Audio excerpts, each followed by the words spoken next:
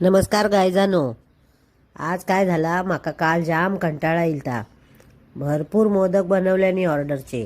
मग चेडवाक सांगितलं आज जेवणाचं तू बघ जरा. मग त्यांनी जाऊन बाजारातून गावठी चिकन हाडलां आणि त्याका मग आलं लसूण कोथिंबीर मिरची हळद आणि मीठ सगळा चोळून चोळून लावल्यान आणि ह्या तेलात कुकरात घातल्यान.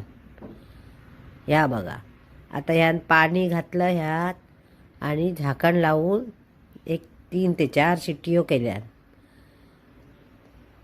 बाजूला तोपर्यंत वाटण वाटून घेतला. कांदा खोबरा धणे गरम मसाले सगळा भाजून बारीक करून घेतल्यान. ह्या इकडे लसूण भरपूर ठेचून ठेचून घेतला, कुटून कुटून घेतला.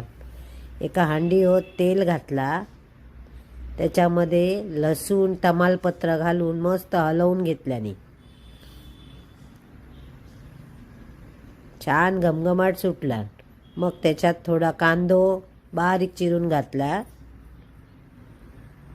आणि ह्यो आगरी मसाला 2-3 चमचे आगरी मसाला आणि एक कलर येऊक आपली काश्मीरी मिरची पावडर आणि हळद घातल्यान. थोडंसं माझा आवडता हिंग पण घातल्याने, माका आवडता ना. आणि सर्व हलवून घेऊन त्याच्यामध्ये थोडासा गरम पाणी घातला, म्हणजे खाली मसालो लागता कामा नये म्हणून. आता ह्या इकडे कुकर उघडताय. हे बघा किती मस्त झालाय, छान चिकन शिजला. आता चेडवानी काय केला, ह्या सगळा मटण म्हणजे जो कोंबडीचा मटण पडलाय तो सगळा ह्या मसाल्यामध्ये मिक्स करून घेतला. आणि चेडवाचा बापावर जीवलंय. मग त्यांनी काय केला, त्यातला थोडा पाणी अळणी काढून ठेवला. हा सगळा मिक्स केला आणि गेला बापाक सूप देऊक. हे बघा, फादर्स डे ना, मग बाबांनी पण आवडीने खाल्ल्यान.